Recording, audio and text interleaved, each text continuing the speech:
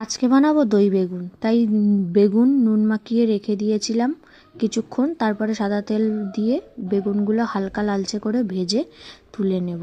ওই তেলেই দেব গোটা গরম মশলা ফোড়ন, তারপরে দেব পেঁয়াজ আদা কাঁচা লঙ্কা বাটা 3 চামচ মতো দেব। আমার বেগুনের পরিমাণ অনুযায়ী আমি মশলা করে নিয়েছি, যার যেমন পরিমাণ সে সেমন মশলা করে নেবে। তারপরে দেব নুন আর গুঁড়ো লঙ্কা, ওটা দিয়ে ভালো করে নেড়ে নেব। নিয়ে তারপরে তেল ছাড়লে দেব ফ্যাটানো টক দই। টক দইয়ের মধ্যে নুন আর টক দইয়ের যেহেতু টক, সেই টকটা ব্যালেন্স করার জন্য দেওয়া ছিল অল্প পরিমাণ চিনি, দিয়ে সেটাও ভালো করে কষবো।